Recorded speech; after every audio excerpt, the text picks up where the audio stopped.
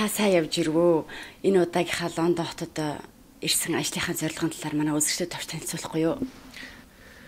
За энэ удаа Лондонд Их Британийн төрийн байгууллагуудтай албаны хүмүүстэй уулзаж, Европ-Монголын Соёлын Төвийн багтай хамтран зохион байгуулж хөрөнгө оруулалтын бахуулалд оролцоход ирлээ.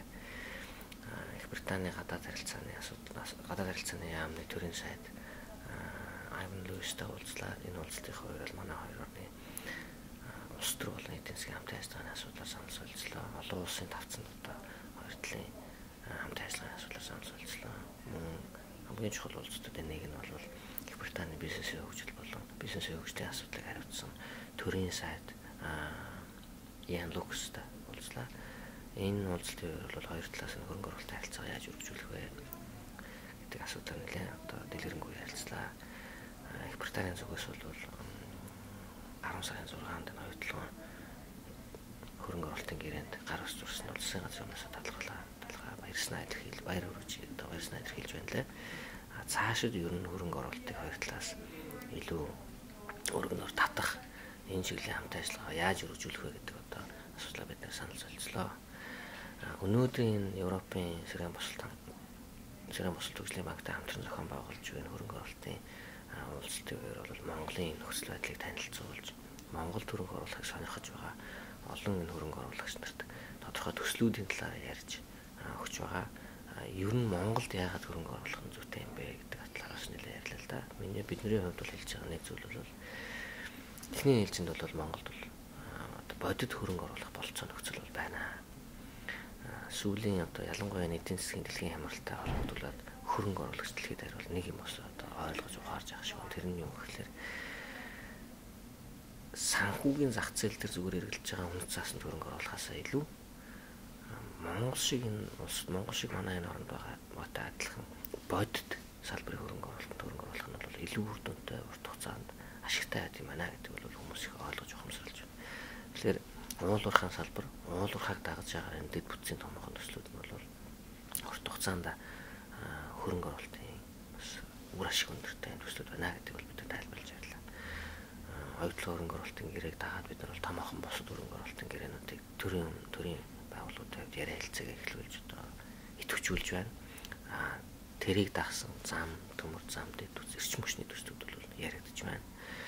Үүний зэрэгцээ одоо саяхан ерөнхий сайд өөрийнхөө эрдэс эрчим хүчний салбарын хандаж хэлсэн үгэндээ санхүүгийн салбарын хандаж хэлсэн үгэндээ бол Монголын ялангуяа төрийн компаниуд, томоохон төрийн компаниуд, Монгол эрчим, Монгол эрдэс, Монгол дэд бүтц гэсэн шинэ компаниудыг олон улсын санхүүгийн зах зээл дээр гаргах ийм сонирхолтой байгаа илэрхийлсэн. Тэгэхээр энэ сонирхлыг бид нар бас илэрхийлж ярьлаа.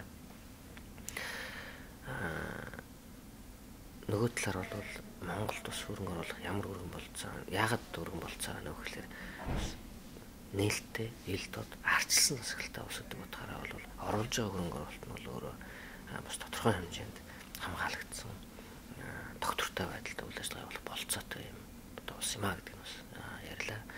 Нөгөө талаас ялангуяа Европын холбоотой тэр дотроо Их Британи улстай бол бид нар тийм өөрийн гэсэн бас харилцааны түүхтэй нэг нэгээ мэддэг, сайн ойлгодог юм улс орнууд Европын холбоотой бол жишээлбэл бид нар хамтын ажиллагаа болон түншлэлийн гэрээний асуудлыг бол энэ жилийн 9 сараас эхэлж хэлцэж эхэллээ. Энэ хамтын ажиллагаа түншлэлийн гэрээ бол өөрөө хөрөнгө оруулалтыг өргөжүүлэх зорилттой, худалдааг өргөжүүлэх зорилттой ийм хэлцээр энэ түншлэлийн хэлцээрийн хүрээнд бол хоёр талдаа хууль эрх зүйн орчнод доктортой байлгах, хөрөнгө оруулалтыг хамгаалах, татах, харилцан тарифа бууруулах энэ одоо асуудлыг шийддэг.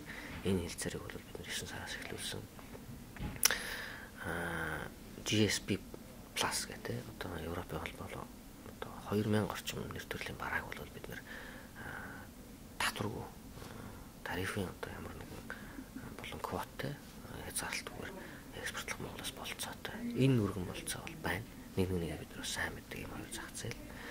Ялангуяа ер нь Их Британи улстай бол бидний бас холбож байгаа зүйл олон байдаг. Нодон жил ихтэл бид харилцааныхаа 45 жилийн тэмдэглэлээ. Их Британи улс бол одоо Монгол улсыг хүлээн зөвшөөрөх харилцаа тогтоосон хоёр талаа одоо тогтоосон барууны анхны орон.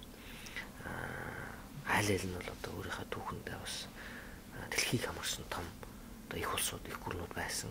Энэ их гүрнүүд нь бол чөлөө тодалтаа хүмүүсийн чөлөөтэй хөдөлгөөн, соёлын харилцаа болон гэж өрнөж ирсэн. Орчин үеийн даяарчлалын үндэс суурийг тавьсан их гүрнийг түүхтэй хоёруулсан.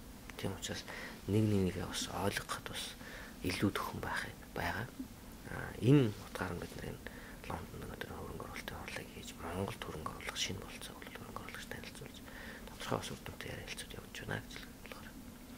Энэ Англи-Монголын харилцаа бас нэг шинэ үе шатнд гарч ийн гэж ойлгож болох уу? Тий, ер нь бол манайд одоо өндөр шатны харилцан айлчлууд бол тогтмол явагдаж байгаа. 2007 онд гэтэл одоо манай ерөнхийлөгч айлчилж байсан гадаад харилцааны асуудал эрхэлсэн төрийн сайд баялаг Браун бол Монгол улсад бол бас айлчилж байсан. Тогтмол явж байгаа. Энэ удаа зөвхөн айлчлалын үр дүн дүгнэхэд бол төрийн одоо 4 сайттай уулзж байна. Ярьж байгаа асуудлын хүрээ бол маш өргөн байна. Одоо олон улсын хийх сахихгүй үйл ажиллагаанд хамтран ажиллахаас эхлээд байгаль орчны одоо энэ Копенгагенд болж байгаа дэлхийн хэмжээний энэ цаг агаарын өөрчлөлтийн асуудлаарх энэ дэлхийн хэмжээний уулзалт хамтран ажиллах асуудал маш өргөн хүрээтэй асуудлыг ярьж байна. Хоёр талаас харилцсан одоо харилцаа хамтын ажиллагаа өргөжүүлэх сонирхол бол маш их байгаа нь бол нотлогдож байна. Энийг одоо харин яг хөрөнгө оруулалтын агуулгаар баяжуулж томоохон төслүүдийг Монголд ялангуяа ганцхан уйлуурхан салбарт шин технологийн салбарт нэмэн өртөг үйлдвэрлэх салбарт боловсролын салбарт хэрэгжүүлэх чухал хэрэгжүүлэх талаар бол бид нэр илүү их ажиллах хэрэгтэй байна гэж харагдаж байна. За улс орноо хөгжүүлэх таны цаашдын ажилд амжилт хүсье. Цаг зав гарган ярилцсан бид танд баярлалаа. Баярлалаа. Ladies and gentlemen, honorable guests, honorable members of Mongolian Parliament. I would like first of all to thank the Mongolian Embassy and its staff and the European Bank for Reconstruction and Development and Foreign Investment and Foreign Trade Agency of Mongolia for organizing such an important event. I believe that the event will improve our business and investment ties, but it also will contribute to further understanding among the European investors, particularly here in London, about Mongolia. Many things that I wanted to say have been already said, and I think it will be repeated over the time during the presentations that Mongolian government officials, Mongolian businesses, the people who run the businesses in Mongolia will say today during the course of the day. But the topic of today's event is Europe-Mongolia Investment Forum. And if you ask me why you should bring your money to Mongolia to invest, I think the answer will be very, very simple. First of all, because this is the place where you can make real money. This is the place now where you can really invest. Secondly, this is the place where your money, your investment will be safe. And thirdly, this is the place to invest because we just feel good about each other. And I would like to start from the last one, because I believe that fundamentally shared bond and trust, shared identity is the basis on which, as business people, make their decisions, as in any other human transaction. I have had a very productive round of meetings during the course of my visit to UK here in London, just in the last 2 days. I've had a meeting with the Minister of State for Business and Renovation, Mr. Lucas. I've had a meeting with Minister of Foreign and Commonwealth Affairs, Mr. Lewis. I've had a meeting with Madam Braddock, who is also a Minister of State for Energy and Climate Change. I am going to have meetings with government officials as well during the course of today and tomorrow. At these meetings, I have exchanged a very broad spectrum of opinion on the issues of political exchange. We have exchanged our opinions and views on the issues of our high-level exchanges, on the issues of peacekeeping activities, on the issues of collaboration on climate change, on the issues of Afghanistan. we are sending our regiment of soldiers to Afghanistan, where we will be participating together in the common cause of fighting the international terrorism and establishing global peace.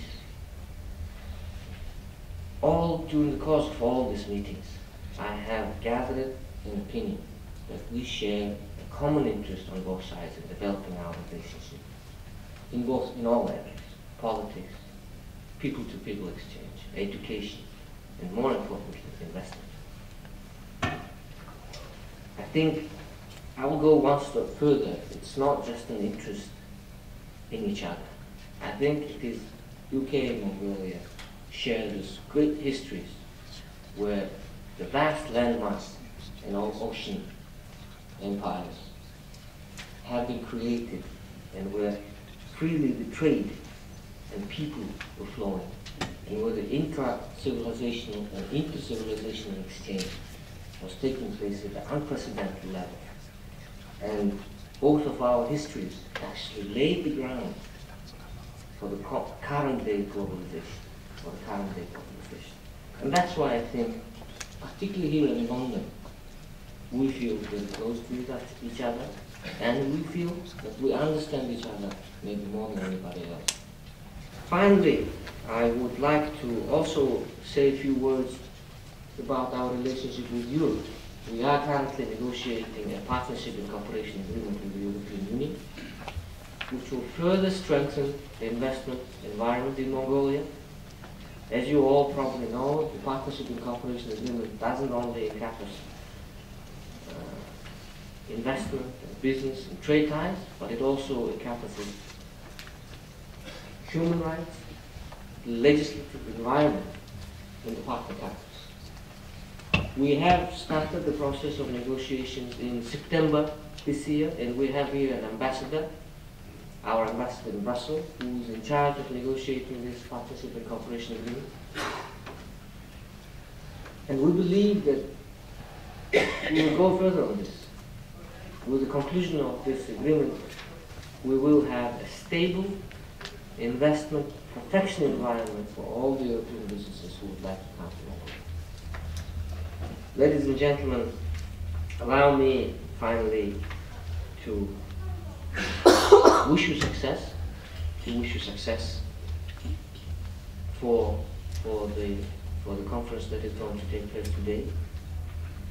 I hope that you will have enough information about Mongolia to probably affect the decisions.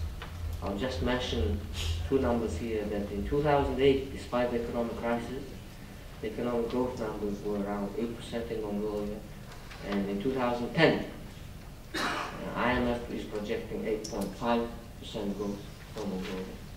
I'm intentionally missing 2009 because it has been a miserable year for everyone. But in 2010, IMF is projecting 8.5% growth in Mongolia. And when you have 8.5% growth in the global environment like this, you can't miss. You can't miss. So you will hear more about this today. I would like to thank you very much, and I would like to wish all the success for the proceedings of this conference. Thank you very much.